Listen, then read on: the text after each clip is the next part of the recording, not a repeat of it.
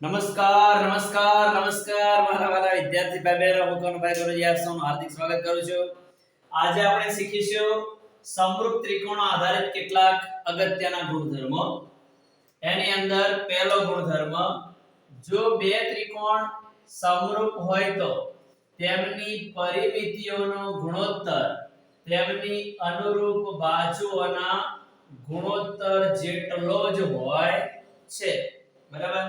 જો અહીંયા બે ત્રિકોણ આપણે પસંદ કરે, જો ત્રિકોણ ABC સમરૂપ ત્રિકોણ DEF, તો અંશની અંદર ત્રિકોણ ABC ની પરિમિતિ છેદમાં ત્રિકોણ DEF ની પરિમિતિ. હવે ત્રિકોણની પરિમિતિ એટલે તેની ત્રણેય બાજુઓના માપનો સરવાળો.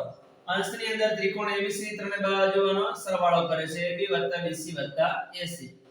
છેદની અંદર ત્રિકોણ DEF ની પરિમિતિ એટલે તેની ત્રણેય બાજુઓના માપનો સરવાળો એટલે કે DE EF DF. હવે અહીંયા જે આપણને પરિમિતિ મળે છે, પરિમિતિઓનો જે ગુણોત્તર છે એ એમની બાજુઓ અનુરૂપ બાજુઓના ગુણોત્તર જેટલો હોય છે. કે અહીંયા જો પહેલા બે અક્ષર AB છે તો પહેલા બે અક્ષર અહીંયા DE છે, એટલે કે AB ના છેદમાં DE. AB અને DE અનુરૂપ બાજુઓ થશે.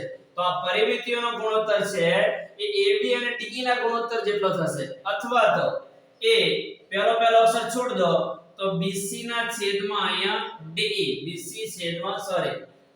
છેદમાં EF, એટલે કે BC અને EF ના ગુણોત્તર જેટલો પણ થશે.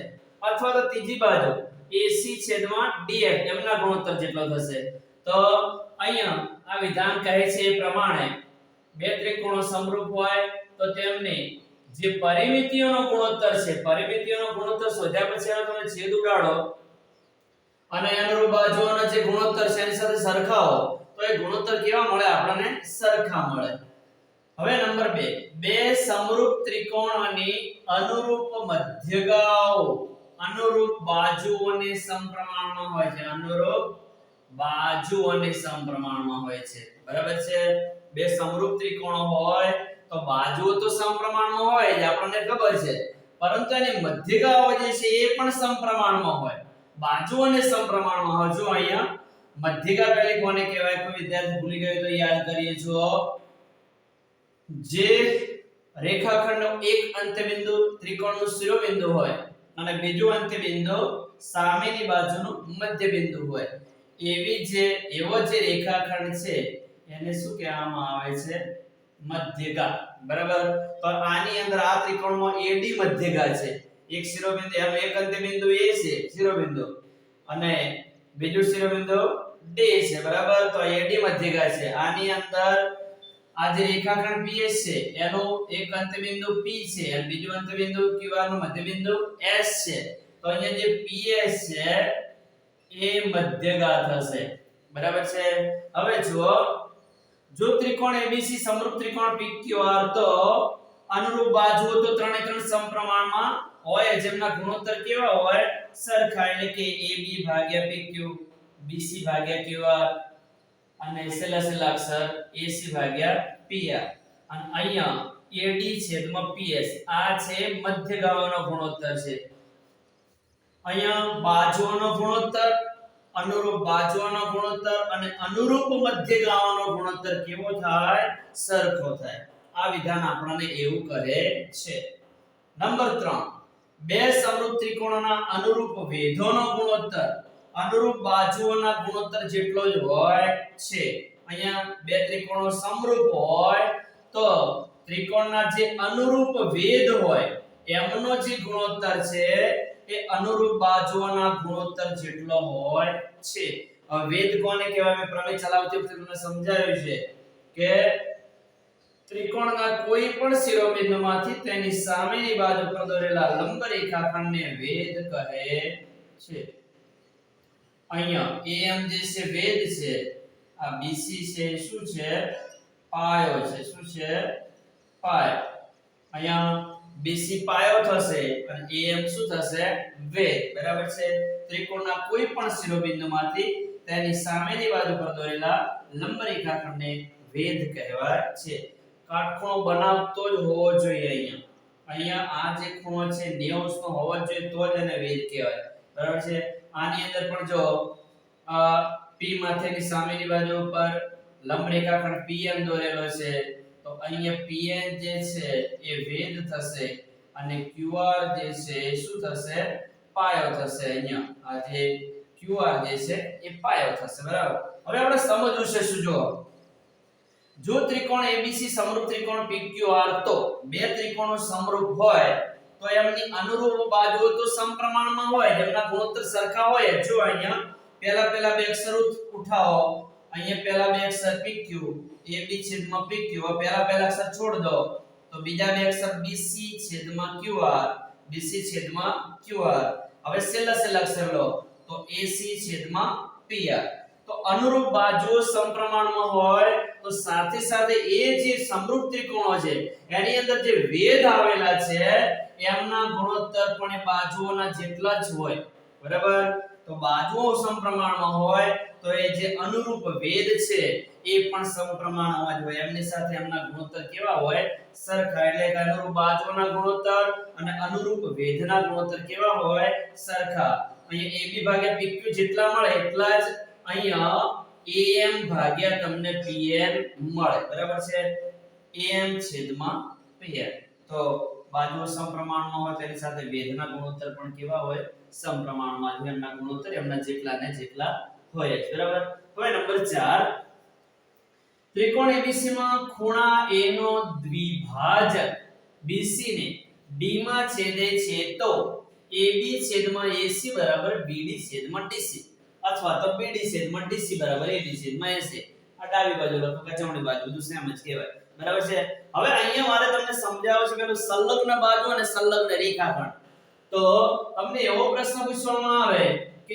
AB નો સંલગ્ન રેખાખંડ કયો જે AB બાજુ છે ત્રિકોણ ABC ની એનો સંલગ્ન રેખાખંડ કયો તો એની સાથે સામાન્ય શિરોબિંદુ ધરાવતો આટલો જે BD ટુકડો છે અહીંથી B થી D સુધીનો જે ભાગ છે આટલો જે ભાગ છે અહીંથી એને AB નો સંલગ્ન રેખાખંડ કહેવાશે એ જ પ્રમાણે AC નો સંલગ્ન રેખાખંડ કયો થશે તો DC થશે કયો થશે DC એનાથી ઉલટું તમને એવું પૂછાય કે BD ની સંલગ્ન બાજુ કઈ તો BD ની સંલગ્ન બાજુ એની સાથે સામાન્ય શિરોબિંદુ ધરાવતી હોય સામાન્ય શિરોબિંદુ B છે તો BD ની સંલગ્ન બાજુ AB થશે એ જ પ્રમાણે DC ની સંલગ્ન બાજુ કઈ થશે AC બરાબર છે દ્વિભાજકની તમને ખબર છે તેમ હમણાં કહી કે આખો ખૂણો A છે એ ધારો કે 100 નો હોય તો 50 આ બાજુ અને 50 આ બાજુ તો અહીંયા 50 ને 50 કેટલા થઈ જાય 100 બરાબર તો ટૂંકમાં કોઈ પણ ખૂણાના સરખા ભાગ કરતું જે કિરણ હોય એને શું કહેવામાં આવે છે દ્વિભાજક કહેવાય શું કહેવાય દ્વિભાજક ટૂંકમાં કોઈ પણ ખૂણાના બે સરખા ભાગ કરે છે એવો અહીંયા કિરણ કયું છે AD છે એટલે AD ને આ ખૂણા એનો શું કહેવાય દ્વિભાજક કહેવાય આ જે દ્વિભાજક છે સામેની બાજુ BD ને ક્યાં છેદે છે D માં છેદે છે આવું જ્યારે બનતો હોય ત્યારે AB ભાગ્યા AC બરાબર AB નો સંલગ્ન રેખાખંડ BD ક્યાં આવશે અંશમાં અને AC નો સંલગ્ન રેખાખંડ DC ક્યાં આવશે છેદમાં આની અંદર પણ તમને કોઈ પણ ત્રણ પરિણામ આપેલા હોય તો ચોથું તમે શોધી શકો તો આના આધારે હેતુલક્ષી પણ ગણી શકાય દાખલા પણ આપણે ગણી શકીએ છીએ તો તૈયાર કરી દેવાનું AB છેદમાં AC બરાબર BD છેદમાં DC જો આના નામ પ્રમાણે આ જે છે પરિણામ ના જે નામ છે બદલાય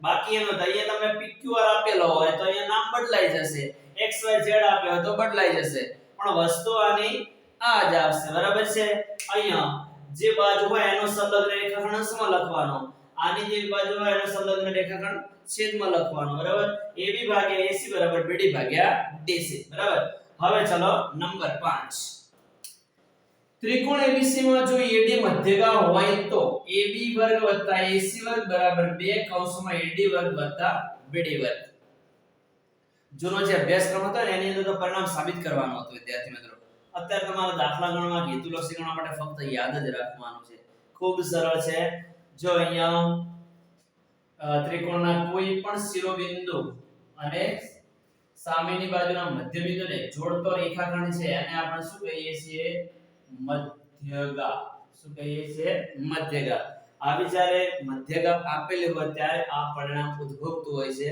અને પરિણામ ખૂબ સરળ છે ab વર્ગ વત્તા ac વર્ગ ab વર્ગ વત્તા ac વર્ગ બરાબર 2 કૌંસમાં ad વર્ગ વત્તા bd વર્ગ બરાબર છે તો આ પરિણામ છે તૈયાર કરજો બહુ મગજનો ઉપયોગ કરવાની જરૂર નથી તૈયાર કરી દેજો આને બરાબર છે હવે આપણને હેતુલક્ષી ગણવામાં પરિણામ કામ આવશે એટલે સરસ રીતે તૈયાર કરી દેવાનું આકૃતિ યાદ રાખશો એટલે પરિણામ યાદ રહી જશે નંબર 6 બે સમરૂપ ત્રિકોણોના અનુરૂપ ખૂણાઓના દ્વિભાજકોના ત્રિકોણમાં સમાતા આ શબ્દમાં જોને ત્રિકોણમાં સમાતા રેખાખંડોના ગુણોત્તર ત્રિકોણની અનુરૂપ બાજુઓના ગુણોત્તર જેટલો જ હોય છે અહીંયા આપણે સમજાય એવું ને એવું જ છે અહીંયા બરાબર છે અહીંયા અનુરૂપ બાજુઓનો ગુણોત્તર એની મધ્યગાઓના સમપ્રમાણમાં હોય છે અહીંયા અનુરૂપ બાજુઓના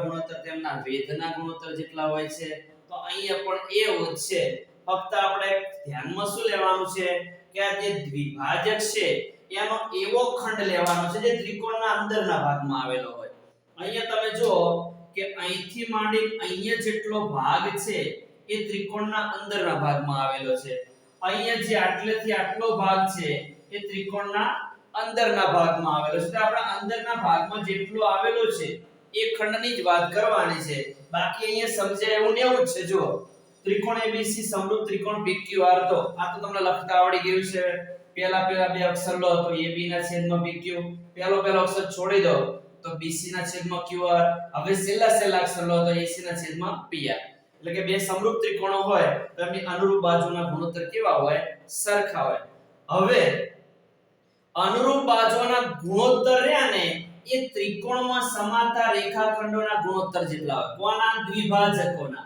દ્વિભાજકોના ત્રિકોણમાં સમાવતા રેખાખંડોના ગુણોત્તર જેટલા હોય છે એટલે કે અહીંયા AD છેદમાં PS નો તમે ગુણોત્તર મેળવો તો આ બાજુઓના ગુણોત્તર જેટલો જ હોય બરાબર છે તો આ હતા સમરૂપ ત્રિકોણ આધારિત કેટલાક અગત્યના ગુણધર્મો ક્યાંક હેતુલક્ષીમાં આપણને આ ઉપયોગી થાય એટલે વિદ્યાર્થી મિત્રો આને પણ વ્યવસ્થિત યાદ કરી લેજો અને સમજી લેજો ગણિત એ સમજવાનો વિષય છે જેટલું સમજશો એટલું વધારે યાદ રહેશે હવે વિદ્યાર્થી મિત્રો આના પછીના વિડિયોની અંદર આપણે સ્વાધ્યાય 6.1 સમજીશું શીખીશું બરાબર થેન્ક યુ વેરી મચ ખૂબ ખૂબ ધન્યવાદ જય માં સરસ્વતી